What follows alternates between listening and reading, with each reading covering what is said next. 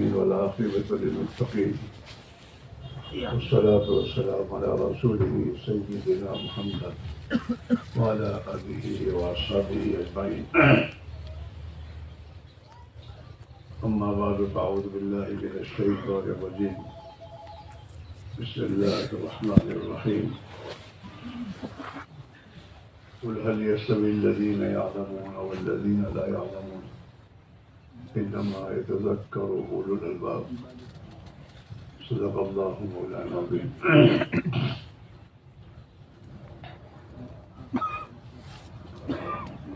مقدس بھائیو، قرآن یہ کہہ رہا ہے کہ کیا جاننے والے اور نہ جاننے والے دونوں برابر ہو سکتے ہیں؟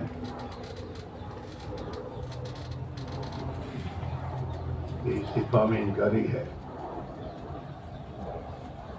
یعنی جاننے والے اور نہ جاننے والے، علم والے اور جن کے پاس علم نہیں ہے، یہ دونوں برابر نہیں ہو سکتے۔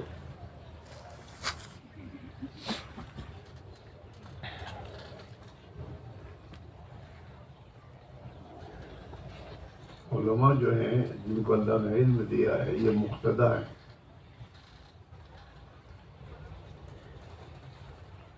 دین کے اعتبار سے انہیں اللہ نے مقتدی بنایا ہے۔ جیسے اللہ کے نبی امت کے نمونہ ہے، امت کے لیے نمونہ ہے، ایسے ہی میرے دوستو امت کے علماء جو ہے یہ بھی امت کے لیے مقتدی ہیں۔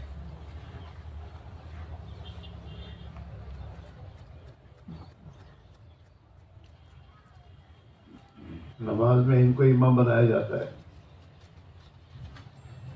نماز میں ڈگری والوں کو یا مال والوں کو یا پیسے والوں کو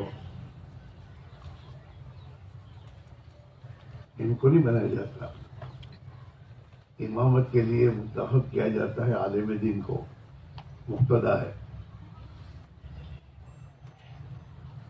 اور امت پوری ان کی مقتدی ہے۔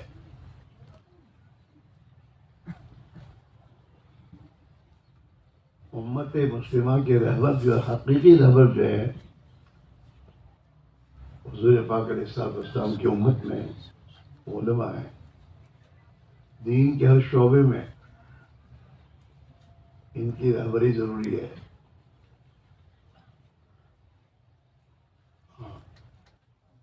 اس لیے کہ زندگی کا ہر شعبے میں جب تک یہ امت اپنے نبی کی پیروی کرتی رہی، اللہ نے اسے دنیا میں عزت عطا فرمائی۔ زندگی کی خلافت انہیں اس دنیا تک ملی تھی، اور یہ امت جو ہے دنیا کی قوموں کے لیے ہدایت کا ذریعہ بنی۔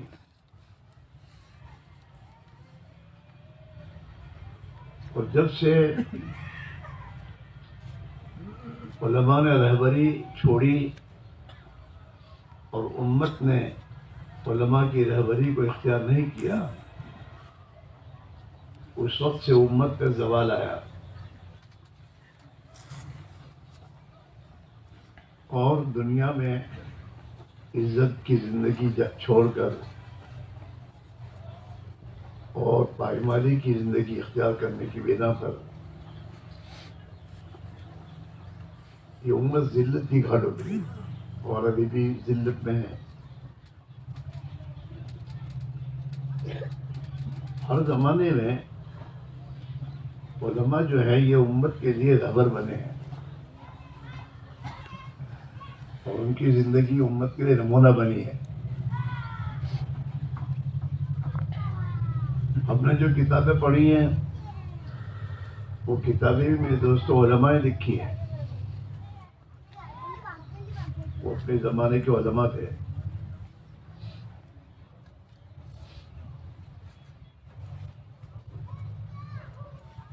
اس لیے میرے بھائی، اس وقت جو امت کی سب سے بڑی ضرورت ہے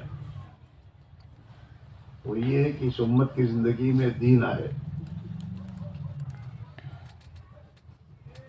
اور دین آئے گا نبی والی محنت سے، اور اس کی رہبری کریں گے علماء کرام۔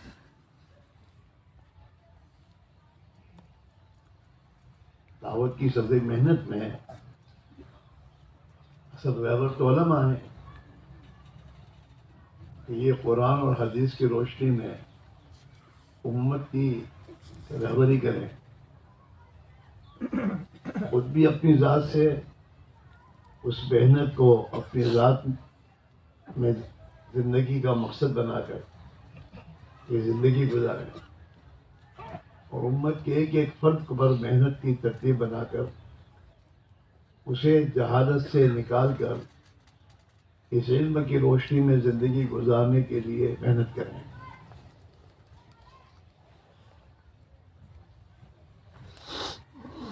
ہاں، تاکہ یہ امت پھر اپنے مقصد حیات پر آنے کی بنا پر پھر اللہ تعالیٰ کے وعدے پورے ہوں گے۔ اللہ تعالیٰ چاروں قرآن پاک میں یہ وعدے فرمائیں، انتم العالم، تم سربلند رہو گے، کب؟ ان کنتم مومنین، جب تمہاری زندگی میں ایمان ہوگا۔ ایمان زندگی میں ہونے کے معنی کیا ہے؟ ایمان و بین الخوف والرجاء، ایمان تو خوف اور امید کے درمیان کی صفت کا نام ہے، کہ امت میں اتنا ان کی زندگی میں خوف پیدا ہو جائے کہ جو خوف انہیں حرام کی راہوں سے بچائے، اور اللہ کی قدرت، اللہ کی رحمت، اللہ کی تائید، اللہ کا فعال لما یرید، جو صفات ہیں اللہ کی کہ اللہ ہی کرنے والے ہیں، اور اللہ ہی قاضی الحاجات ہیں، اور اللہ ہی کے ہاتھ سب کچھ ہے، جو اللہ چاہے گا وہی ہوگا۔ جب یہ یقین امت کی زندگیوں میں آتا ہے تو پھر امت اللہ کے فرائض کو کھڑا ادا کرتی ہے، اور امت اپنی ہر ضرورت میں اللہ کی طرف رجوع کرتی ہے۔ ہاں، اور جب یہ امت اللہ کی طرف رجوع کرنے والی بنے گی تو اللہ تعالیٰ شان اس کی مدد کی راہیں کھولے گا۔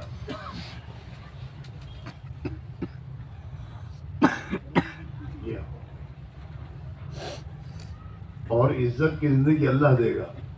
عزت کا تعلق نہ ملک سے، نہ مال سے، نہ ڈگریوں سے ہے، نہیں ہے، خاندانیت سے کچھ نہیں ہے۔ عزت کا تو نہ حکومتوں سے ہے، عزت کا مالک ایک اللہ وحدہ لا شریک لہ ہے۔ اور قرآن پاک میں اللہ تعالیٰ جو وعدہ فرمائے عزت دینے کا، وَلِلَّهِ الْعِزَّةُ، عزت کا مالک اللہ ہے، وَلِرَسُولِهِ، عزت اللہ دیں گے اپنے رسول کو، وَلِلْمُؤْمِنِينَ، اور ایمان والوں کو۔ عزت حاصل کرنے کے لیے ایمان ہے، ایمانی زندگی ہے۔ جب یہ زندگی میں آتا ہے پھر اللہ کی طرف سے عزت کے فیصلے ہوتے ہیں، اور جب یہ امت ایمان کی راہ چھوڑتی ہے، ایمانی زندگی چھوڑے گی، تو اللہ کی طرف سے ذلت آئے گی، چاہے پھر ان کے پاس مال ہو، پیسے ہوں، کوڑی ہوں، ان کے پاس پیٹرول اور اس کے جتھے ہوں، سونے اور چاندی کے چیزیں ہوں، لیکن اللہ کی طرف سے اس ذلت کا فیصلہ ہوگا۔ حضرت عمر فاروق رضی اللہ تعالیٰ عنہ نے یہی بیت المقدس جس کا آج مسئلہ کھڑا ہوا ہے اور لاکھوں مسلمان شہید ہو رہے ہیں، اسی بیت المقدس کے فتح کے موقع پر حضرت عمر فاروق نے قیامت تک کے لیے امت کو ایک پیغام دیا تھا، اور ایک حقیقت کی طرف متوجہ کیا تھا جب مسلمانوں کی جماعت کے امیر نے ہمارے فاروق رضی اللہ تعالیٰ عنہ جب بیت المقدس آئے اور ان کے جسم پر پیون لگا ہوا کرتا تھا اور اپنے عربوں کی جو سواری اونٹ تھا، اس اونٹ پر جب حضرت عمر بیت المقدس پہنچے تھے تو استقبال کے لیے جب امیر جماعت پہنچے اور عمر فاروق کو دیکھا کہ کرتے پر پیوند ہے اور اونٹ کی سواری ہے، تو گزارش کی کہ حضرت آپ کے لیے میں ایک کرتا لایا ہوں سیدھا سادہ، آپ اسے بدل دیجئے اور سواری ہم گھوڑے کے آپ کے لیے لائے ہیں، اس پر سوار ہو جائیے۔ امین جماعت جو تھے وہ حضور پاک علیہ الصلوۃ والسلام کے خاندان میں سے آپ کے رشتے دار تھے۔ ان کے احترام میں حضرت عمر فاروق نے اپنا کرتا بدلا اور سواری بدلی، اور تھوڑی دیر چلنے کے بعد یوں فرمایا کہ بھائی میں اپنے دل میں تغیر پا رہا ہوں، میرا جو کرتا مجھے دے دے اور میری سواری مجھے دے دے۔ اور اس وقت حضرت فاروق نے یہ بات فرمائی تھی، نحن كنا اذل الناس، ہم دنیا میں ذلیل تھے، ہماری کوئی پوزیشن نہیں تھی، ہم تو ذلیل تھے۔ اعزنا اللہ بالاسلام، اللہ نے ہمیں دین اسلام کے ذریعے عزت دی۔ جناب رسول اللہ سے دین لے کر آئے، دین اسلام لے کر آئے، اور ہم نے آپ کی بات کو قبول کیا اور اس اسلام کو زندگی میں داخل کیا، تو اللہ نے اس کے ذریعے ہمیں عزت دی۔ نحن كنا اذل الناس اعزنا اللہ بالاسلام، لو نطلب العزت بغیر ما اعزنا اللہ، اللہ نے جس دین اسلام کی وجہ سے ہمیں عزت دی ہے، اس دین اسلام کو چھوڑ کر اور ان طریقے حیات کو چھوڑ کر کسی اور طریقے پر ہم چلیں گے اور اختیار کریں گے، اذلنا اللہ، اللہ ہمیں ذلیل کرے گا۔ امیر جماعت نے اور کچھ نہیں کہا تھا، اتنا ہی کہا تھا یہاں کے لوگ اس سواری کو عیب سمجھتے ہیں، آپ امیر المومنین ہیں اور آپ کے جسم پر پیبند والا کرتا ہو، اس کے بجائے یہ کرو، بس اتنا کہا، اتنا کیا تھا۔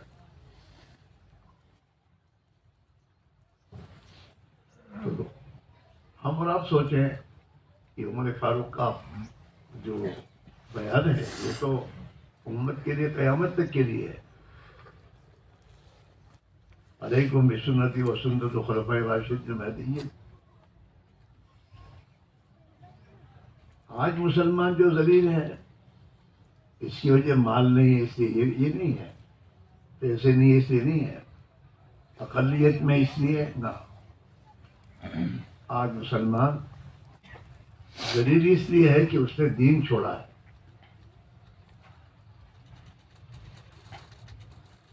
اور ماحول کا اثر ہم پر بھی آ گیا۔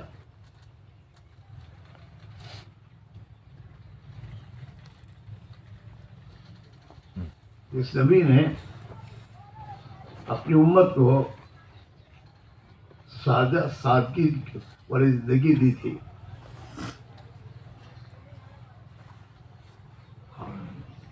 حضور نے دین اسلام کا جو راستہ دینی معاشرت ہے، مسلمانوں کے لیے جو رہن سہن معاشرت ہے، اس کی بنیاد تو سادگی پر ہے اور حیا پر ہے،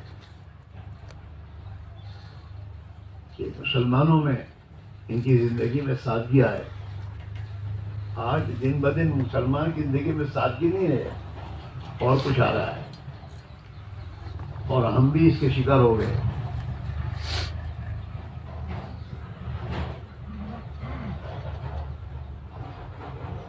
اسلامی معاشرت، اللہ کے نبی والی معاشرت کی بنیاد جو ہے وہ سادگی اور حیا ہے.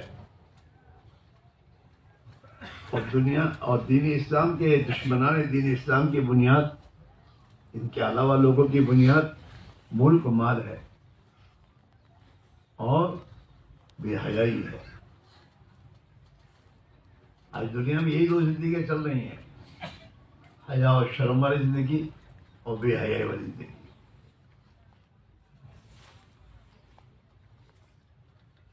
دن بدن جو معاشرہ ہمارے گھروں میں آ رہا ہے وہ بے حیائی والا معاشرہ آ رہا ہے، اور دن بدن ہم مسلمانوں کی زندگی میں جو کچھ آ رہا ہے وہ تعیش، عیش پرستی آ رہی ہے،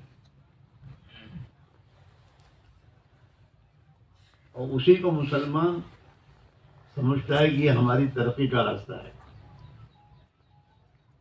عیش پرستی ہے، ہر چیز میں تعیش، اور دشمن کو دیکھ کے چل رہا ہے کہ ان کے پاس اتنا زیادہ، ہمارے پاس کیوں نہیں ہے.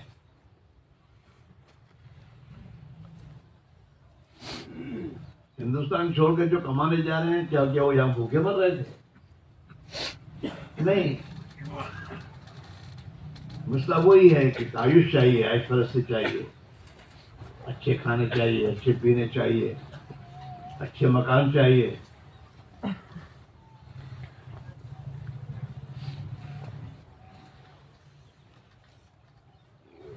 اس لیے آج مسلمان دنیا میں ذلیل ہے. ہاں، اس کے پاس تو حکومتیں بہت ہیں لیکن کسی کام کی حکومت نہیں ہے. ہاں، پوری دنیا میں ان عربوں نے پیٹرول کے ذریعے مال کما کے اپنا مال ان کے بینکوں میں جمع کروایا ہے.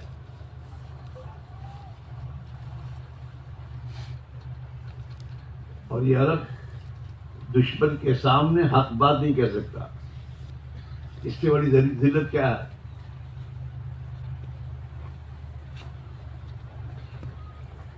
ذلت کا راستہ ہے.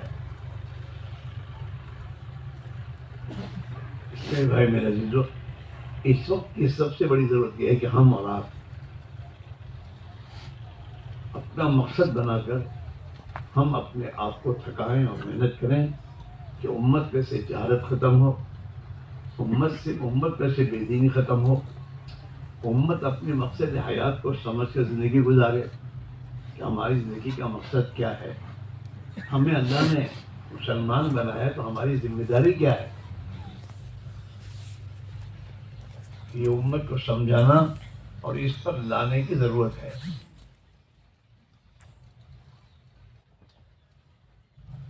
اور ہم اپنے مقام کو پہچانیں اور چلیں کہ ہم مقتدا ہیں. ہم مقتدا ہیں. نماز میں امام مقتدا ہے اور باقی مصلی مقتدی ہیں. لیکن اگر جماعت کی نماز میں مقتدی بھول کر لے، ایسی بھول جس سے سجدہ سہوا آتا ہے، تو اس پر سجدہ سہوا نہیں آئے گا جماعت میں. لیکن اگر امام صاحب ایسی بھول کریں جس سے سجدہ سہوا آئے، تو صرف امام صاحب پر سجدہ سہوا نہیں آئے گا، پوری جماعت پر آئے گا. مقتدا ہیں.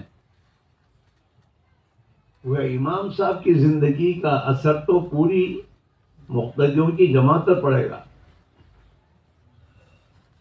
زندگی کے ہر شعبے میں امت ہمیں دیکھے گی اور ہمیں دیکھ کے چلے گی. ہاں، اس لیے بہت سی مرتبہ کچھ بات بیچارے عوام ہوتے ہیں، ان کو سمجھاتے ہیں کہ بھائی ایسا نہیں کرنا چاہیے، تو کیا کہتے ہیں مرتاد کا رسن ہے.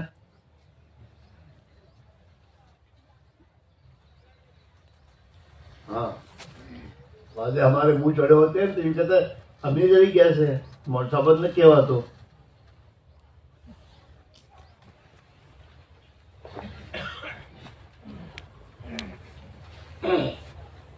اذان کے بعد ایک عام انسان میرے دوستوں ہوٹل پہ کھڑا رہے بات کر ہوتا ہو چائے پیتا ہو، اس کا اتنا میرے دوست نقصان نہیں ہے جتنا ایک عالم دین اذان کے بعد ہوٹل پر بیٹھا ہو، وہاں کھڑا ہو، وہاں چائے پی رہا ہو.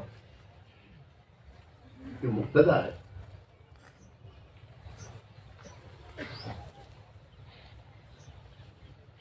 علامہ صاحب رحمۃ اللہ علیہ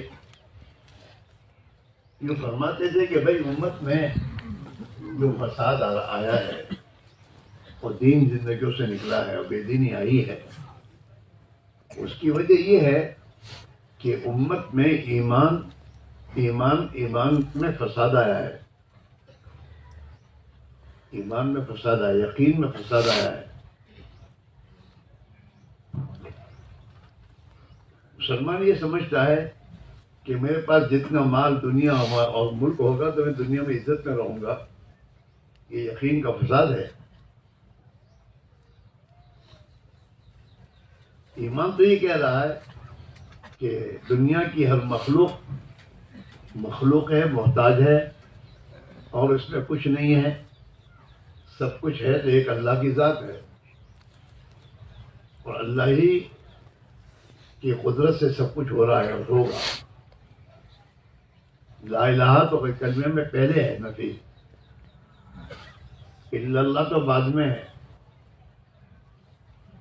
لا الہ بھی محنت چاہتا ہے کہ لا الہ کے اوپر محنت کر کے اپنے دل کی گہرائیوں سے خدا کے ما سوا کا یقین، خوف، امید اپنے دلوں سے نکالو.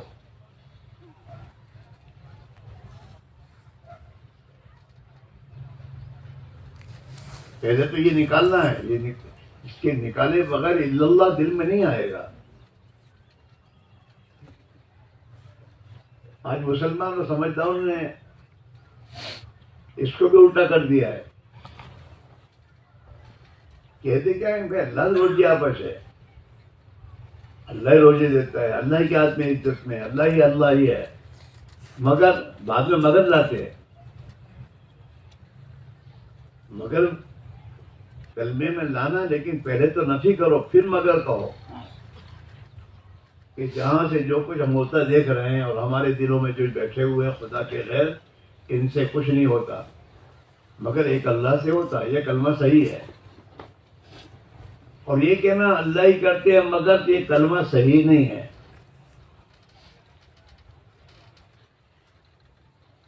روزی اللہ ہی دیتے ہیں مگر کے بعد کیا ہے؟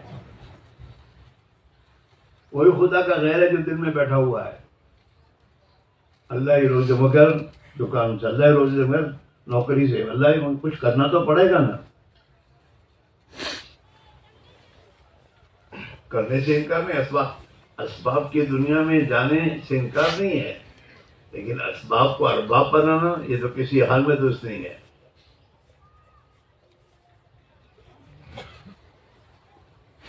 آج مسلمان نے اسباب کو ارباب بنایا. علامہ اشرف رحمۃ اللہ کہتے تھے کہ مکہ والوں کے تو بت پتھر کے تھے، جس کے ذریعے سمجھتے تھے کہ یقربون الی اللہ زلفیٰ، وہ بھی اللہ کو تو مانتے ہی تھے، ایسا نہیں مانتے تھے. مکہ والے جو ہیں وہ اللہ کو مانتے ہی تھے، لیکن اللہ کو مانتے شریک کے ساتھ. یقربون الی اللہ زلفیٰ. اور قرآن کہہ رہا ہے قل من یرزقکم من السماء والارض امن یملک السمع والابصار ومن یخرج الحی من المیت ویخرج المیت من الحی ومن یدبر الامر فسیقولون اللہ. اللہ کے نبی سے قرآن کہہ رہا ہے کہ ان مکہ والوں سے انہیں پوچھئے کہ کون روزی دیتا ہے، آسمان اور زمین سے تمہیں روزی کون دے رہا ہے؟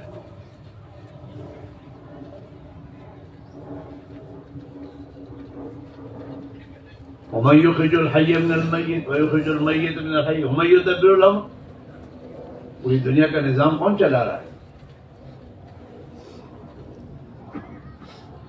تو پھر قرآن کہہ رہے یہ سب مل کے کہیں گے، فَسَيَقُولُونَ کا یار، یہ سب مل کے کہیں گے اللہ، کہ روزی تو اللہ ہی دے رہا ہے، پوری دنیا کا نظام ایک اللہ ہی چلا رہا ہے، تدبیر عالم۔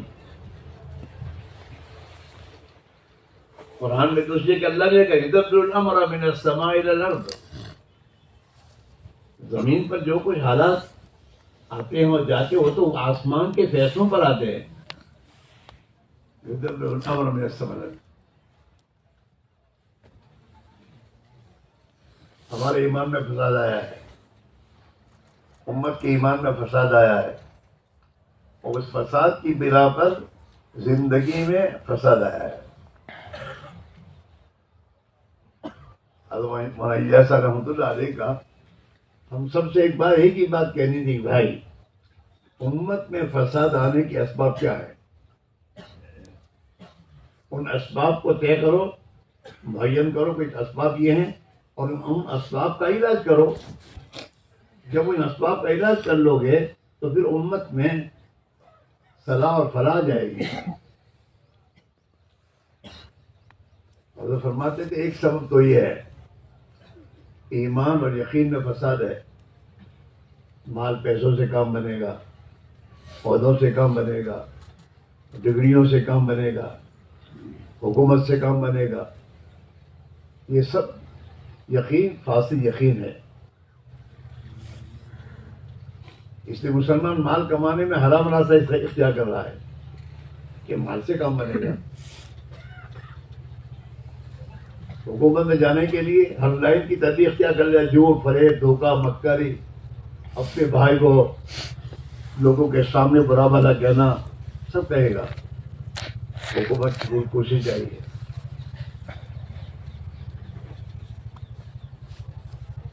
یقینی بنا ہوا ہے، حکومت چاہیے۔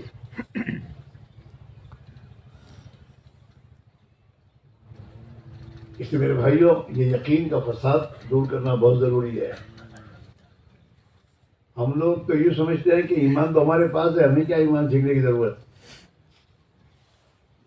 اور صحابہ کی ہماری جماعت اس زمانے میں کہہ رہی ہے کہ تعلمنا الایمان، ہم نے تو پہلے ایمان سیکھا۔ ایمان سیکھنے سے آتا ہے۔ ابھی بھی ہم لوگ کا نماز سیکھنی چاہیے، اس میں ایمان کے بعد خاموش ہے، ایمان سیکھے، ایمان تو ہے ہمارے پاس۔ یہ ایمان جو ہمارے پاس ہے وہ ایمان تو مسلمان کے گھر میں پیدا ہونے کے صدقے میں ہے۔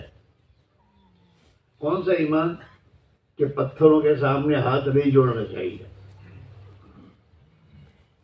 بتوں کے سامنے سجدہ نہیں کرنا چاہیے۔ یہ یقین اور یہ ایمان تو مسلمان کے گھر میں پیدا ہونے کے دن سے مل کو ملا ہے۔ لیکن وہ ایمان جو اللہ کی اطاعت پر چل ڈال دے، وہ ایمان جو خواہشات کو چھڑوا کر اللہ کی اطاعت کے راستے پر ڈال دے، وہ ایمان محنت کے بعد بنے گا۔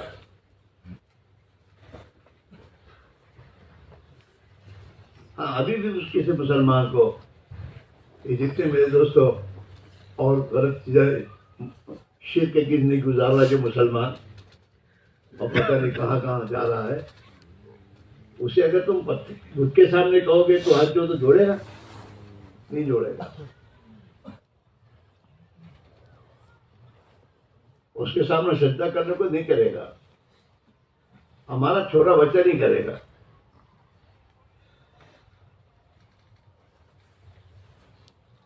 باقی اس کے علاوہ ہم سے زیادہ آپ جانتے ہیں مسلمان کہاں جا رہا ہے، کیا کر رہا ہے۔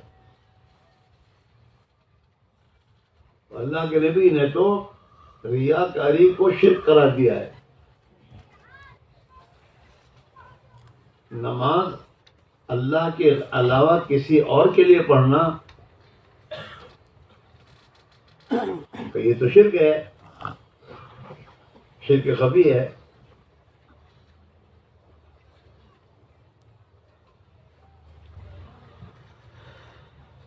بہت سے لوگ ایسے ہیں کہ کسی کی لڑکی سے شادی کرنی ہوتی ہے اور وہ دیندار ہوتا ہے تو منگنی سے پہلے مسجد میں نماز پڑھنا شروع کر دیتا وہ.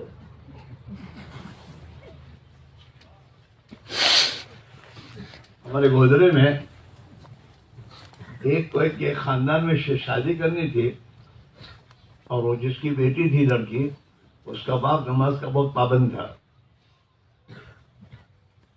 تو اس نے کیا شروع کیا, وہ جو حاجی صاحب جہاں نماز پڑھ اس کے پاس جا کے ہی نماز پڑھ رہے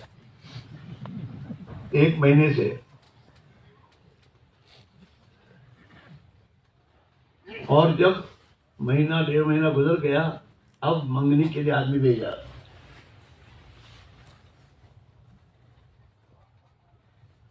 وہ ان کی جو گھر والی تھی وہ جانتی تھی یہ آدمی کون ہے کیا ہے. منگنی آئی تو بچی کی ماں نے کہا کہ یہ چھوکرے کا کرنٹ آدمی ہے, ایسے چھوڑے لوگ ہیں, ان کو کیا لڑکی دینا. تو بھائی صاحب کیا کہتے ہیں, جانے میں میرے پڑوس میں تو نماز پڑھتا ہوں تو پکا نمازی ہے. اب یہ نماز کس کے لیے پڑھی انہوں نے؟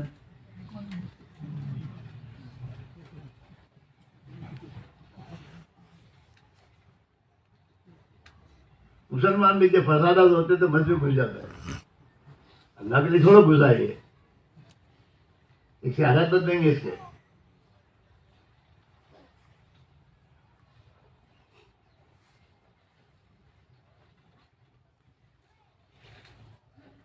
یہ ہے میرے دوستو, ریاکاری شرک ہے.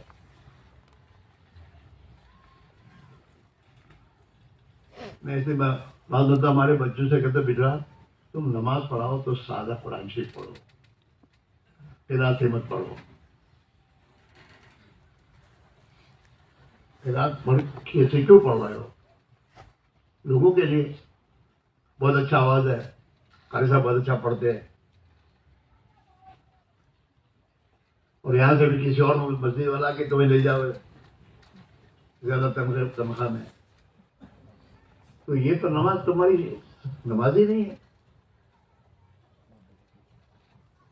اور یوں بھی میرے دوستو ہمارے بزرگوں کے یہاں نماز میں قرات تھی نہیں, وہ تو حضرت سے قرآن ہی پڑھتے تھے. یہ چڑھانا اتارنا اور کھینچنا اور چیخنا اور چلانا نماز میں.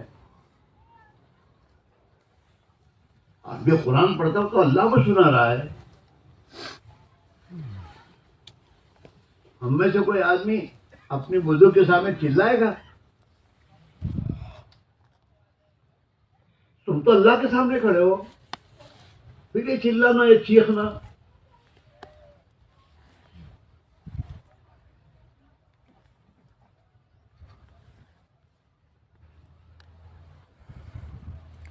بعض مطلب ہمارے یہاں آیا تو ایک نے نماز میں پتہ نہیں کون سی قرات پڑھنا شروع کر دی.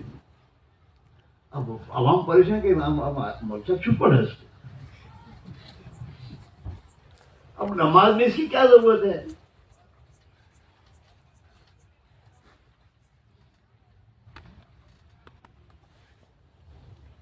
ہم ہماری اجتماع میں کہتے ہیں ہمارے ساتھی بھائیوں تم لوگوں امام میں رکھو تو امام بھی سوچ سمجھ کے رکھو, جسے یہ پتا ہو کہ یہ تو مجمع ہے, اس پہ کمزور بھی ہے بیمار بھی ہے, ہر لائن کے لوگ ہوتے ہیں, دھوپ میں لوگ کھڑے ہیں, تو مجھے نماز ہلکی پڑھانی چاہیے.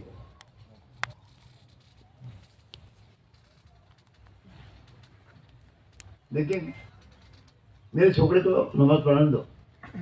نماز کو یعنی اس کے لیے ہے, کتابیں پڑھو, امام کے لیے کیا کیا شرائط انہوں نے لکھی ہے.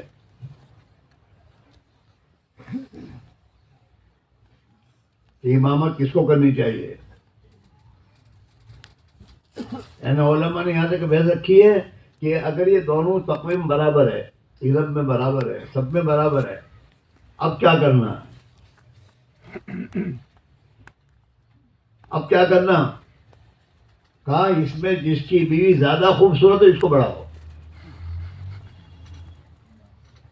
ٹھیک ہے، اس کے پاس خوبصورت بیوی ہے، پھر اس کی نگاہ ادھر ادھر تو جانے کا سوال ہی نہیں ہے.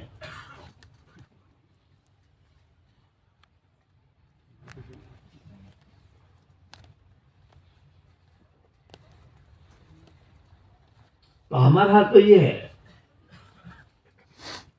مسجد کا متولی ڈھالی منڈا ہے،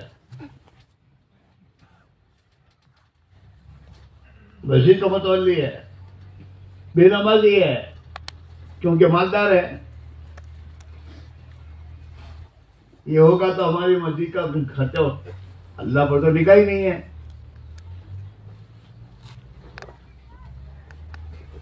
اور یہ سب کیوں ہو رہا ہے؟ ہماری وجہ سے. ہم نے اپنی ذمہ داری کو نہیں اٹھایا. ہمارا امام تو متولی سے بات کرنے میں گھبراتا ہے. اس سے کیا گھبرانے کا، کون سا ہے؟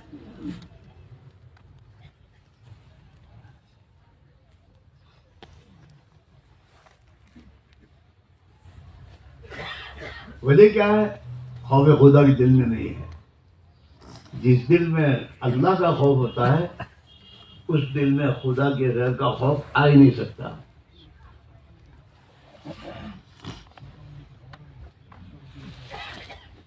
ہمیں بھی ایمان سیکھنے کی ضرورت ہے. حضرت الیاس صاحب رحمۃ اللہ علیہ نے علماء سے سال مانگا ہے، اسی لیے کہ مدرسے میں علم تو حاصل کر لیا، اب ایمان سیکھے اللہ کے علاوہ نکاح کر، اور اپنی زندگی میں سنت والی زندگی لائے، اپنا یقین اللہ کی ذات پر لائے. ان کی نگاہ اللہ کے ما سوا سے ہٹ جائے اور ایک اللہ پر ان کی نگاہ ہے، وہ ایمان ہے. اپنی نماز کو صحیح بنائے. خشوع و خضوع والی جماعت تو سیکھنے سے آئے گی. قرآن میں اللہ نے ہم سے اور آپ سے ایمان کا جو مطالبہ کیا ہے وہ اس ایمان کا ہے جو صحابہ کے پاس تھا. وَإِذَا قِيلَ لَهُمْ آمِنُوا كَمَا آمَنَ النَّاسُ كَمَا آمَنَ أَصْحَابُ رسول اللہ. ایمان مطلوب یہ ایمان ہے، صحابہ والا ایمان.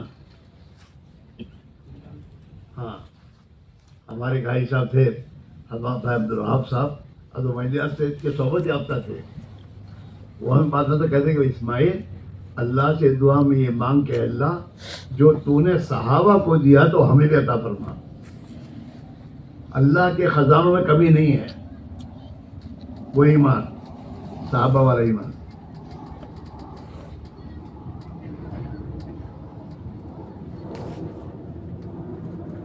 اللہ نے ہم سے سب سے مطالبہ اس کا ہے. اس ایمان کو حاصل کرنے کی محنت کرنا ہمارے ذمہ ہے.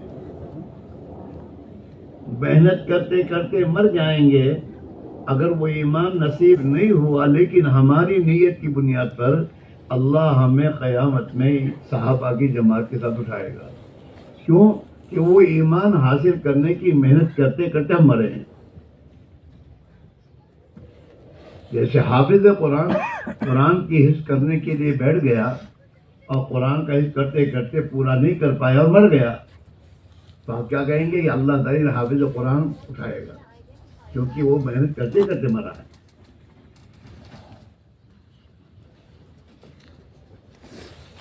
ایمان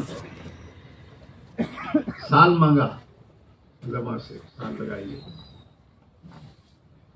سال بھر جو آدمی رات دن ایک اللہ سے ہوتا ہے، ایک اللہ سے ہوتا ہے، ایک اللہ ہی کرتے ہیں، اللہ کے جو کسی کے ہاتھ میں کچھ نہیں ہے، یہ بولے گا رٹے گا تو اس کے دل میں یہ چیز اترے گی.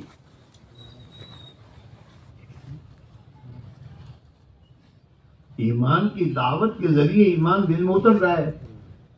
حضرت یہ فرمایا کرتے تھے ایمان کی جگہ دل ہے.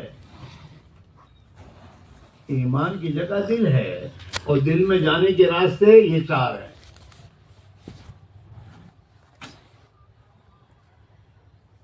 آدمی جو دیکھتا ہے اس کا اثر لیتا ہے دل میں. بلی کو دیکھا تو کوئی ڈر نہیں آتا اس کو دل میں، اور شیر کو دیکھا تو اب ڈر پیدا ہوتا ہے.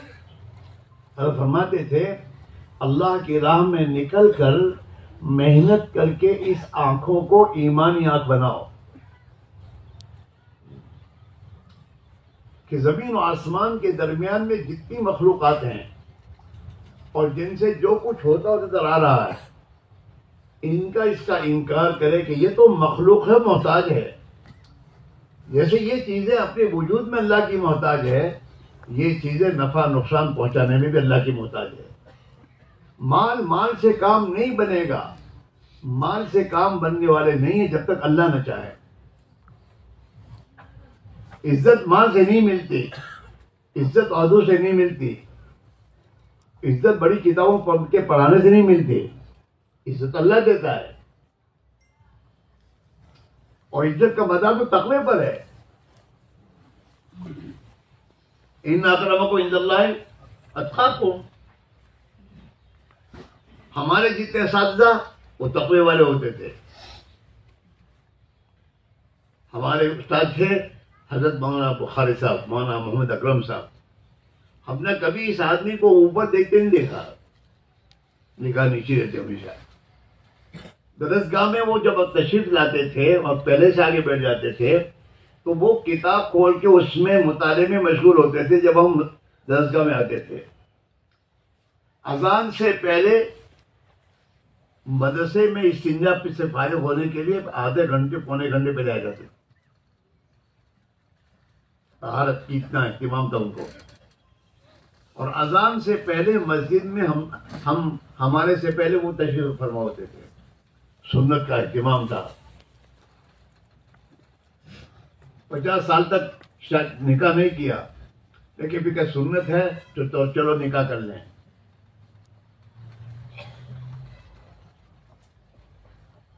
ہاں تو بتا تو تقویٰ ہے کہ تقویٰ حاصل کریں. ہم اپنے مدرسوں میں پڑھاتے ہیں تو ہمارے بچوں کا رات دن اس کا ذہن بنانے کی ضرورت ہے. بیٹا زندگی میں تقویٰ لاؤ گے تو خدا تمہیں تو روزی دے گا. اس کا تو اللہ نے وعدہ کیا ہے. وَمَن يَتَّقِ اللَّهَ يَجْعَل لَّهُ مَخْرَجًا وَيَرْزُقْهُ مِنْ حَيْثُ لَا يَحْتَسِبُ. کہ جو اللہ سے ڈرے گا، تقویٰ ہے. اور اللہ کے نبی نے تقوی کی تشریح فرمائی حدیث میں کہ اللہ کی حرام کردہ چیزوں سے بچنا بہترین تقویٰ ہے. حدیث میں یہ بیٹا جھوٹ سے بچو، بیٹا گناہ سے بچو، بیٹا غیبت سے بچو، گالی سے بچو.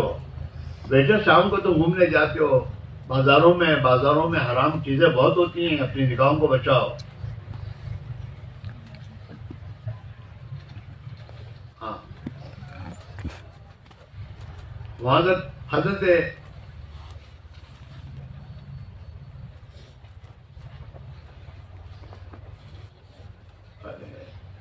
ایک دوسرے امام کا نام کیا ہے؟ حضرت امام شافعی.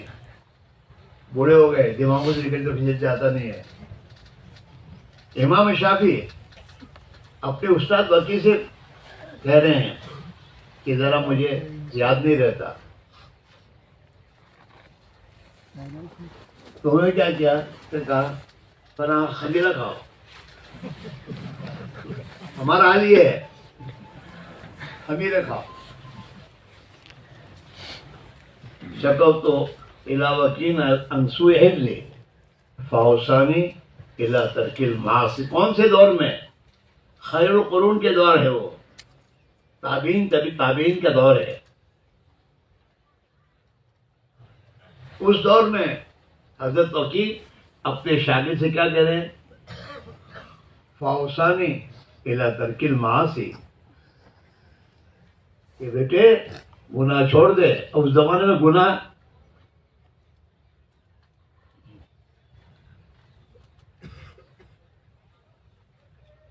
فاوصانی الی ترک المعاصی. مجھے میرے استاد نے یہ کہا کہ بیٹے گناہ چھوڑ دے. اور پھر استاد نے وجہ بھی بتائی، فَإِنَّ الْعِلْمَ نُورٌ مِّنْ إِلَٰهِ. کہ یہ چکر نہ پڑ کے الفاظ کا نام علم ہے، علم اس کا نام نہیں ہے. فإن العلم نور من الہی، کہ علم تو ایک نور ہے اللہ کا. ونور اللہ لا یعطی لعاصی، اور اللہ اپنا نور نافرمانوں کو نہیں دیا کرتا.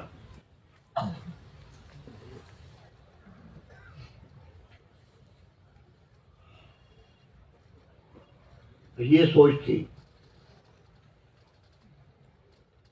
ایمان بننا، ایمان فرماتے تھے آنکھوں کو، اپنی آنکھوں کو ایمانی آنکھ بناؤ، بتاؤ، اور اس کائنات کو اس نگاہ، ایمانی نگاہ سے دیکھو کہ یہ تمام آسمان اور زمین، اس کے بیچ میں جو کچھ ہے وہ سب تو مخلوق ہے، اور مخلوق اپنے وجود کے لیے اللہ کی محتاج ہے. جو مخلوق اللہ کی محتاج اپنے وجود میں ہے، وہی مخلوق نفع نقصان پہنچانے میں بھی اللہ کی محتاج ہے. ان سے کچھ نہیں ہوگا.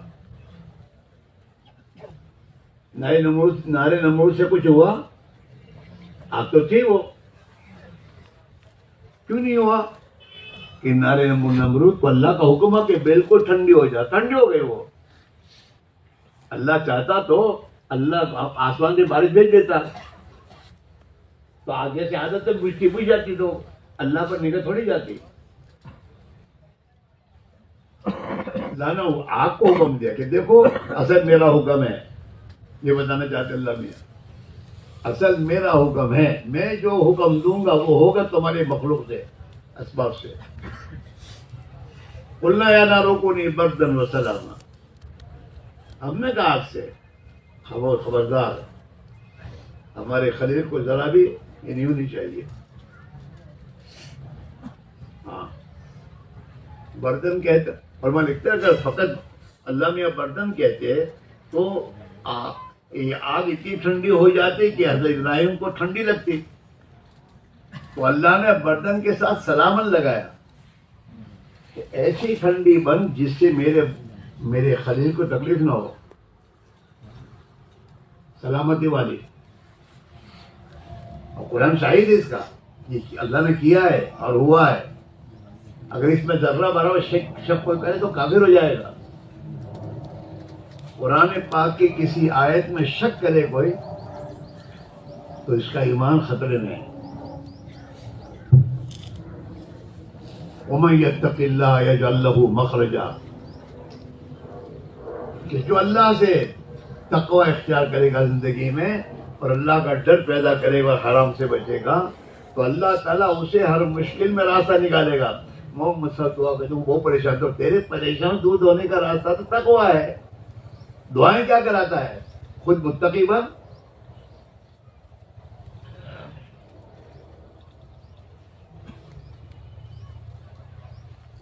میں طالب علموں سے ہی کہتا ہوں جب ہمارا سفر ہوتا ہے نا، میں یہی کہتا ہوں کہ تم کو یہ کیا سوچنا ہے کہ میں مولوی ہوں، پھر انگریزی پڑھوں، پھر کالج کی پاس کروں، یہ سب کیا پہ درزی بنوں، میں تو کیسی ہوں سیکھوں. اس پر تو روزی دینے کا وعدہ خدا نے کیا نہیں ہے. اور تقوی پر تو اللہ نے تمہیں وعدہ کیا کہ اگر تم تقوی پیدا کرو گے تو ہم تمہیں ایسی جگہ سے روز دیں گے جہاں سے گمان نہیں ہوگا. تو ہم اپنی تقوی کو حاصل کرنے کی محنت کیوں نہیں کر رہے؟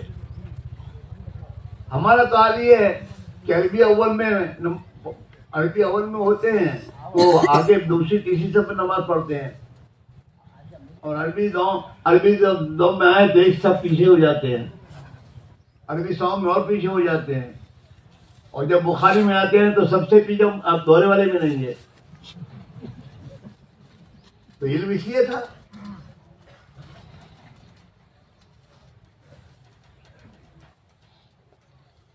تقویٰ کیسے آئے گا؟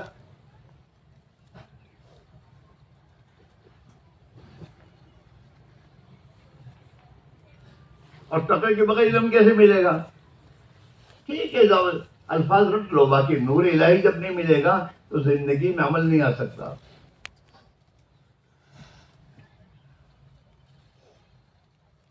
ہاں من عمل بما علم ورسول اللہ. کہ جو اپنے علم پر عمل کرے گا اللہ اسے ایسا علم وہ علم دے گا جو وہ نہیں جانتا. علم تو اللہ دیتے ہیں.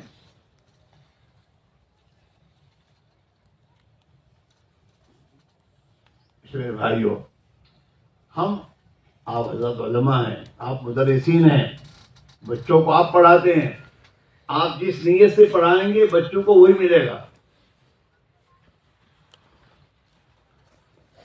انما الاعمال بالنیات، بخاری کی حدیث یوں پڑھنے کے لیے تھوڑی ہے.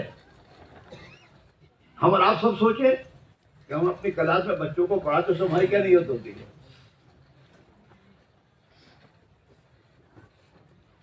حضرت مولانا علی میں ایسا فرمایا کرتے تھے کہ ایک ہے بد نیتی اور ایک ہے بے نیتی، دونوں منع ہے. کوئی نیت ہی نہیں ہے عمل میں.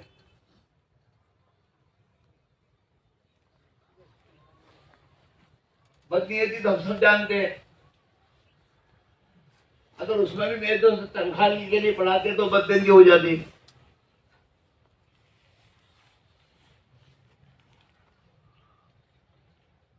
تنخواہ کا جواز تو ہمارے علماء نے اس لیے یہ دیا تھا کہ امت میں بے حسی آ گئی ہے. اگر تنخواہ کو جواز نہ دے تو پھر کوئی پڑھانے ہی نہیں بیٹھتا، علم کا محنت چھوٹ جاتی.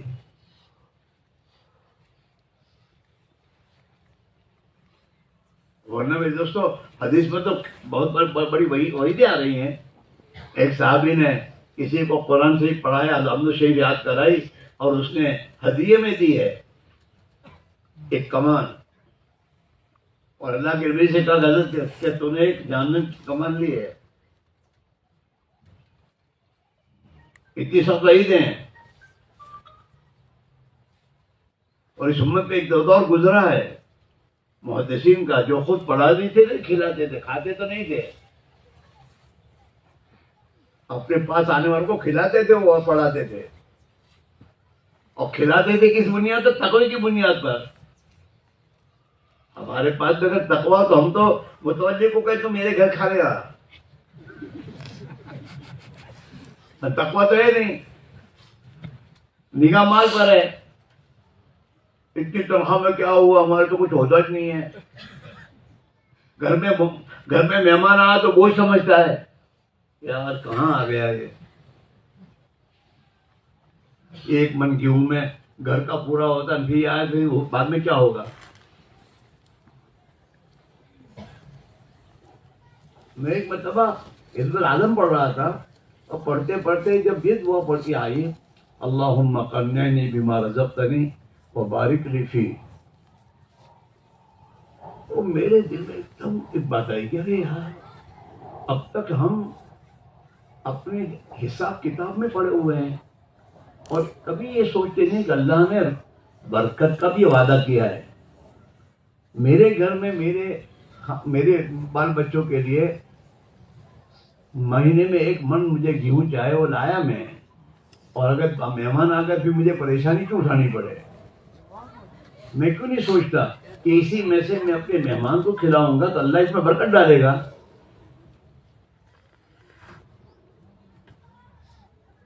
کبھی اپنے ذہن میں برکت آتی ہے تنخواہ بڑھاؤ ٹھیک ہے، وہ اپنے طور پر ہمارا خیال رکھے کہ 15,000 روپے دے، لیکن ہم ان سے نہیں کہیں گے کہ تنخواہ بڑھاؤ. ہمارا بہت بڑا اللہ ہے. حضرت مولانا اجمیری صاحب مدرسہ اشرفیہ میں پڑھاتے تھے. کبھی انہوں نے تنخواہ بڑھانے کی درخواست دی مدرسے میں، اور ایک مرتبہ مدرسے نے تمام مدرسین کی تنخواہ بڑھائی تو اس میں ان کی بڑھا کر ان کو وہ تنخواہ بھیجی. تو حضرت نے جتنی بڑھائی تھی وہ واپس کری کہ مجھے ضرورت نہیں، میرا اللہ پورا کر دیتا ہے.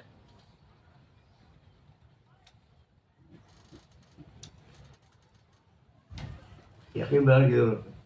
ابھی 2 رکعت پڑھی، اللہ سے دعا کہ اللہ میری پریشانی ہے، میرے گھر میں تنگی تو دور کر دے.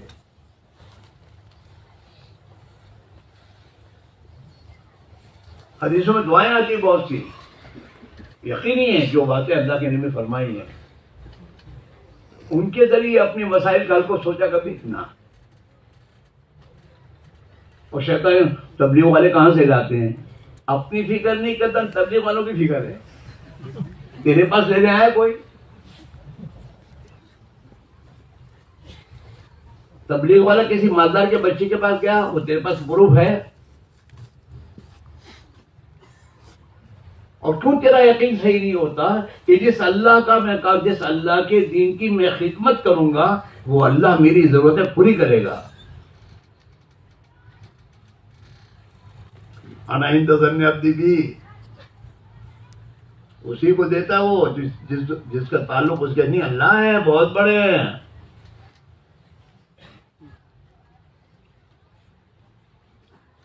یہ سب سیکھنے کے لیے تبلیغ میں 1 سال مانگتے ہم لوگ، تاکہ اللہ کے ساتھ اپنا معاملہ مضبوط کر کے پھر ہم ایک اللہ سے ڈر کر کام کریں کہیں بھی ہوں. اور کتنے بڑے دنیا کے مالدار ہوں، ہمیں اس سے کیا واسطہ؟ یہ تو سب محتاج ہیں. یا ایھا الناس انتم الفقراء قرآن میں اللہ کہہ رہا ہے. چاہے بادشاہ ہو، چاہے وزیر ہو، چاہے مالدار ہو، سب محتاج ہیں. انتم الفقراء. اور جو جتنا دنیا دار ہے اتنا زیادہ محتاج ہے. ان محتاج سے ہمارا کیا مسئلہ؟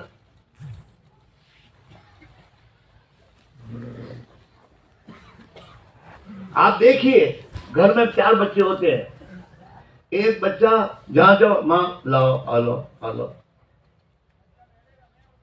اور ایک بچہ ماں کے پاس کھانا بھی نہیں مانگتا، دیتے کہ ہم ضرورت نہ تھی.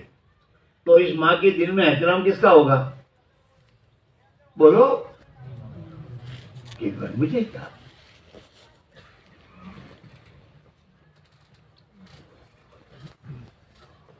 غنا ایک بہت بڑی نعمت ہے. ایک آدمی کو کوئی آدمی جا کے 5,000 روپے دے، بیچارہ غریب ہے، 5,000 روپے دے تو 5,000 لے کے کتنا خوش ہو جائے گا، دعائیں دے گا اللہ تیرا بھلا کرتے. اور ایک لکھپتی کو، کروڑپتی لکھپتی، اس کو 5,000 روپے دینے جاؤ ہے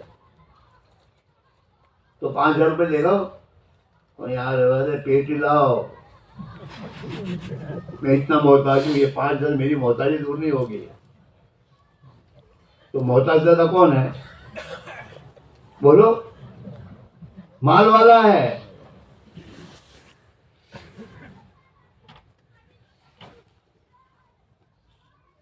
اللہ کے نبی نے حدیث میں فرمایا یا ابن آدم تفرغ لعبادتی املؤ صدرک غنا. وہ آدم کے بچے میری عبادت کے لیے فارغ ہو جا، میری اطاعت کے لیے، میری عبادت کے لیے. زندگی کا ہر عمل اللہ کی اطاعت بناؤ، تمہارا ہنسنا بھی عبادت بناؤ.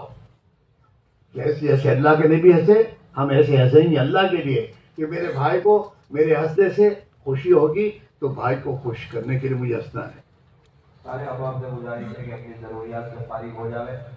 اپنا چلنا عبادت بناؤ، اپنا کھانا عبادت بناؤ، نماز ہو 2:45 بجے اذان ہوگی، ہر چیز کو عبادت بنا رہا. مسلمان کا تو ہر عمل عبادت ہے. اگر وہ اللہ کے حکم کی رعایت کر لے اور نبی کے طریقے میں سنت کے مطابق کر لے اور اللہ کو راضی کرنے کی نیت سے کر لے، اس کا تو ہر عمل عبادت ہے. ساتھ بن جائے گی. تفرغ لعبادتی، میری عبادت کے لیے فارغ ہو جا. املؤ صدرک غنا، تیرے دل کو میں غنا سے بھر دوں گا. یعنی تجھے کوئی محتاجی کا تو یہ نہیں ہوتا، کسی مخلوق سے تجھے امید نہیں ہوگی. املؤ صدرک غنا، تیرے دل کو میں غنا سے بھر دوں گا. اللہ نے بھی فرمایا کہ لیس الغنا بالمال، مال کی وجہ سے آدمی مالدار نہیں بنتا. آدمی کی مالداری تو اس کے دل میں ہے کہ وہ دل سے غنی ہو جاتا ہے کہ مجھے کسی کی کوئی چیز کی ضرورت نہیں ہے. املؤ صدرک غنا واسد فقرک، اور میرے بندے میں تیرے فقر کو دور کر دوں گا. اللہ کہہ رہا ہے. یہاں تو نماز کی پابندی نہیں ہے، اور نماز میں آتے تو آتے پہلے جاتے سب سے پہلے. ہماری نماز ایسی ہو جلدی جلدی نکل جانے کی. ہم اپنی نمازوں پر محنت کریں. نمازیں بنائیں، اللہ سے جی لگائیں. ہمارے کوئی مسئلہ فرمایا کرتے تھے نماز میں 5 چیزیں لاؤ تو تمہاری نماز قرار دی جائے گی اور قبول نماز ہوگی تمہاری. اللہ والا یقین، اللہ والا یقین ضروری ہے. مسائل والی شکل، نبی کی سنتوں کو سیکھنا اور اس کے مطابق اپنی نماز کو پڑھنا. فضائل والا علم کہ نماز سے مجھے کیا ملے گا. اللہ کے نبی تو فرمایا نماز سے تجھے سب کچھ ملے گا اگر نماز پڑھ کے اللہ سے مانگے. حضور نے تو اپنی امت کو صلاۃ الحاجت سکھائی ہے. تجھے حاجت ہو تو اللہ کے سامنے 2 رکعت نماز پڑھ کے دعا مانگ. وہ سکھائی نہیں اب تک الا من رحم اللہ. اللہ والا دھیان، اللہ والا دھیان نماز میں نہیں ہوتا. اسے تو آدمی نماز میں کھیلتا ہے. اپنے استاد اپنے پیر کے سامنے کھڑا ہوتا ہے تو حرکت کرنے سے کھانسنے سے لوگ بچتا ہے کہ بھائی حضرت کے سامنے، اور اللہ کے سامنے کھڑا وہ دھیان ہی نہیں ہے. کھانسے گا، پتہ نہیں کب کپڑوں کے ساتھ کھیلے گا، ادھر ادھر دیکھتا رہے گا. اللہ نہیں دیکھتا. اللہ والا دھیان. ہاں، اور اس کو اللہ کے کیا تعبد اللہ کانک ترا فإن لم تکن تراہ فإنہ یراک. اس دھیان سے نماز پڑھ. ہاں، مدرسے میں نماز پڑھتے تھے استاد پیچھے لکڑی لے کے کھڑے تھے، سیدھے سے کھڑے رہے. استاد ہے لکڑی ہے. یہ اللہ کا دھیان نہیں ہے. جو اللہ شہادت سے قریب ہے کہ وہ نماز پڑھنے کی ضرورت ہے کھڑی. یہ سال اس کے ہے. سال اس لیے ہے کہ 6 نمبر زندگی میں لاؤ. ایمان سیکھو، نماز سیکھو اور نماز پر یقین لاؤ. جیب میں 1000 روپے یہ تو گم ہو سکتے ہیں، لیکن نماز پر جو اللہ کے نبی نے وعدہ فرماؤ تو یقینی ہے. یہ میں آپ سے کہوں، میں اپنی یقین بنا کے کر رہا ہوں. میرے پاس بھی کچھ نہیں ہے. نماز بنانا. اور 5ویں چیز اخلاص والی نہیں ہے. یہ 5 چیزیں ہیں: کلمہ والا یقین، مسائل والی شکل، فضائل والا علم، اللہ والا دھیان اور اخلاص والی نیت. یہ 5 چیزیں اپنی نماز میں محنت کر کے اگر ہم لے آئیں گے تو پھر ہماری نماز بنے گی. اس کی محنت ہوتی ہے تبلیغ میں. جو سمجھدار لوگ ہوتے ہیں وہ ماشاءاللہ اپنی نکلنے کے زمانے میں فارغ وقتوں میں اپنی نماز بنانے کی فکر کرتے ہیں. اور حالات ایسے بازی پیدا ہو جاتے ہیں جس میں نماز کی طرف متوجہ ہونا پڑتا ہے، رونا پڑتا اللہ کے سامنے. ہاں، پیٹلاد میں پیچھے پڑتے ہیں، پیٹلاد میں پیچھے پڑے تو بھی مارتے تو پھر مسجد میں جا کے رونا پڑتا ہے.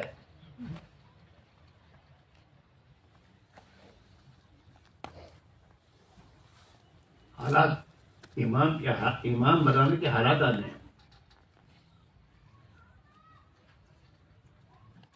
ہم لوگ جب تبلیغ میں پھرتے تھے تو ہمیں بتا دیں کہ علم کا مقصد کیا ہے. نمبر علم ہے نا. علم کا مقصد کہ حال کے امر کو پہچاننا، کہ جس وقت جس پوزیشن میں کیوں اس وقت اللہ کا حکم کیا ہے یہ جاننا، اس کا نام علم ہے.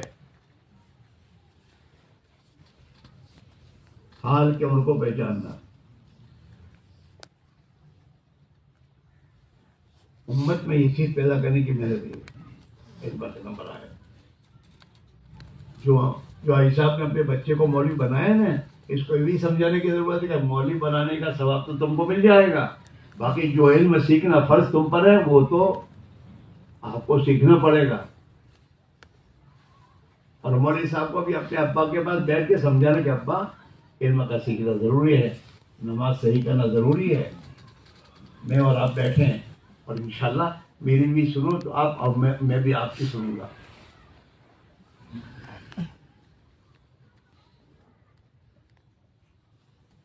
ہمارا حال پہ میں دوستو، جو ماں ہمیں بچا کر میرا بچہ مدرسے میں پڑھتا ہے، سکھڑیاں مکھڑیاں بنا کے کھلاتی ہے، ہم تو ایسے بد نصیب ہیں ہم اس ماں کی بھی نماز نہیں صحیح کراتے. اس ماں کی نماز نہیں صحیح کریں گے، اس کا قرآن ہمیں صحیح کرانے کی فکر نہیں پیدا ہوئی. کبھی بھول کر بھی نہیں کہا کہ اماں آؤ بیٹھو میرا بھی قرآن کا سنو، آپ بھی سناؤ. یہ ہمارا حال ہے.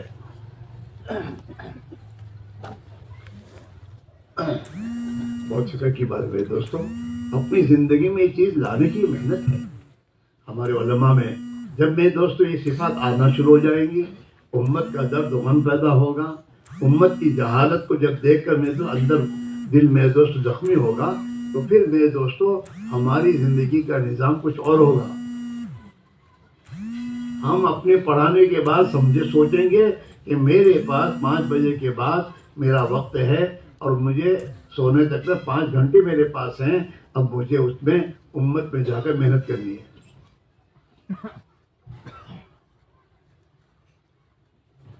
جس زمانے میں ہم پڑھتے تھے تو ہمارے استاد شیخ الحدیث جمعہ کے دن مدرسے میں نہیں رہتے تھے، کہیں نہ کہیں جا کر اللہ کے بندوں کو بات سمجھانے کے لیے جایا کرتے تھے کہ ہمارے پاس چھٹی ہے.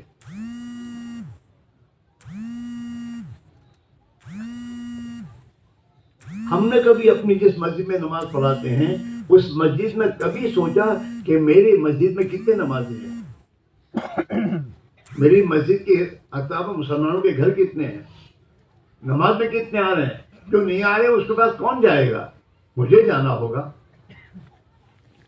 میں امام اس لیے ہوتا کہ مسجد کی چٹائیاں دیکھوں، وہ تو دوسرے نمبر پہ ہے. میں مسجد میں امام اس لیے ہوں کہ میرے محلے کا ایک ایک مسلمان نمازی بنے، دیندار بنے اور اللہ کے دین کی خدمت کرنے والا بنے. میں اس لیے ہوں.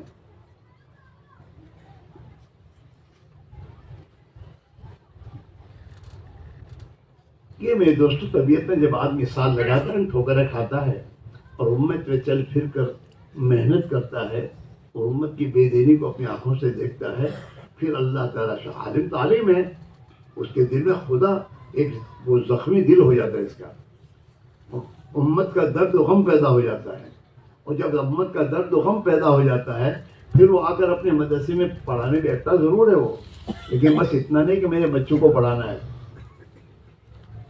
اب وہی سوچتا ہے میرے محلے میں مجھے کیا کرنا، میرے محلے میں کون کون لوگ ہیں جن کے پاس جانا ضروری ہے، میرے اس علاقے میں کتنا کر سکتا ہوں. پھر جمعہ کا دن یہ سب میرے دوستوں ملاقاتوں میں نہیں جاتا، رشتے داروں کے، اللہ کے دین کی فکر میں جاتا ہے. کیا کرنا، اتنا بڑا مجمع میرے دوستوں اگر یہ فکر کر لے کہ ہمیں اپنے علاقے میں محنت کر کے اب ہمارا علاقہ بے نمازی نہیں رہے گا تو محنت کرنے کے بعد اللہ اس کو وجود دے گا. لیکن یہ اندر آنے کے لیے ایک سال ہے. جس دن میرے دوستوں وقت لگا اور جس دن دل میں ایک اللہ کی ذات کا یقین آ جائے گا، اس دن سے ہم بادشاہ بن جائیں گے.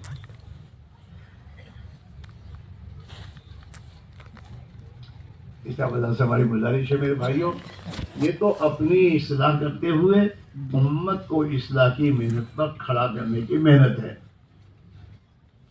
اپنا ایمان بنانا، اپنی نماز بنانا، جو علم اللہ نے دیا ہے اس علم کو اللہ کی نعمت سمجھ کر اس کے لیے فکر کرنا. حضرت ہمیں کہتے تھے علماء کی 3 ذمہ داریاں ہیں. جو لوگ علماء بنے ہیں، علم پڑھا ہے، ان کی 3 ذمہ داریاں ہیں. ایک ذمہ داری تو اس علم کے مطابق زندگی گزارنا، عمل کی زندگی گزارنا. دوسری ذمہ داری امت میں علماء کی جماعت کو پیدا کرنا. اور تیسری ذمہ داری یہ ہے کہ اس علم کو دنیا میں پھیلانا. یہ 3 ذمہ داری ہر عالم دین کی ہے. اپنی ذات سے اس علم پر عمل کرنا اور امت کی ضرورت پوری ہو اس کے لیے علماء کو تیار کرنا اور دنیا میں چل پھر کر اس دین کو زندہ کرنے کی محنت کرنا، اشاعت کرنا. اس وجہ سے ہماری گزارش میرے بھائیوں، اب تک تو ہمارے سامنے بہت سے لوگ آئے، ہمارے سامنے بات رکھی، ہمیں ارادے اور نیت بھی کروائی ہے. اب آپ حضرت سے ہماری گزارش یہ ہے کہ آپ اپنی جن بھائیوں نے سال لگا تو سال لگا کر چھٹی نہیں ہے. سال لگانے کے بعد ان کے ذہنوں میں یہ آنا چاہیے بات کہ میں جس مدرسے میں پڑھاتا ہوں اس مدرسے کی ذمہ داری کے علاوہ پوری دنیا میں جو امت پھیلی ہوئی ہے اس امت تک اللہ کی بات کو پہنچانا میری ذمہ داری ہے، مجھے کرنا ہوگا. اور ہمارے علماء جنہوں نے سال لگایا ہے وہ آپ سوچیں کہ بھئی امت تو پوری دنیا میں پھیلی ہوئی ہے، وہاں بھی مجھے جانا چاہیے، کیا کروں؟ اپنی ترتیب بنائے. اور جو جیب کو دیکھے گا وہ کبھی بھی نہیں کر سکتا. اور جس کی نگاہ غیب پر ہوگی کہ اللہ بہت بڑا ہے اور اللہ آسان کرے گا اور اللہ ہی میرے جانے کی تو آسانی کرے گا، تو ویسے لوگ جاتے ہیں. کسی مالدار پہ پر نگاہ رکھنے والا کبھی تبلیغ نہیں کرتا. ایک مرتبہ مالدار کے پاس سے 5، 10، 15 ہزار، 25 ہزار مل گئے کر لیا، پھر بعد میں وہ نہیں کرتا. وہ تو اللہ ہی کی نگاہ پر، اللہ ہی کی بنیاد پر جب چلتے ہیں آدمی تو پھر اللہ تعالیٰ بڑا غیور ہے. اللہ اپنے ان بندوں کو ضائع نہیں کرتا. ہمارے بہن جاوید صاحب ہمارے ساتھ مراکش چلے تھے. مراکش تو راستے میں بات چیت میں نے پوچھا بولتا خیریت سے مراکش میں سفر میں کیوں شو تو صاحب પગારતા તો એ 300 અમારી થોડા બહુ પૈસા હતા અને બૈરાનું સોનું એ વેચ્યું છે અને થોડા બહુ કરજ કરીને આ સફર કર્યું છે મેં. અલ્લાહ અદા કરાવી દે છે. लोग कहते कहीं से ला रहे, कहीं से नहीं ला रहे, वो तो अपने पास पहले लगाते हैं फिर अल्लाह में दूसरा देता है. ये मेरा भाग तो अल्लाह की हैसियत से काम नहीं लेता. हाँ, इस मेरे भाइयों आप अल्लाह से हमारी गुजारिश है, अल्लाह के लिए बहुत हो गया, जिल्लत बहुत हो गई. अब तो बने दोस्तों उम्मत पर चल फिर मेहनत करके उम्मत को अल्लाह की तरफ मुतवज्जह करने की ज़रूरत है. हम भी अपनी कुर्बानी बढ़ाएं, अपनी ज़ात से मेरे दोस्तों अल्लाह के राह में निकलें. साल लगाए जिनका नहीं वो साल लगाओ.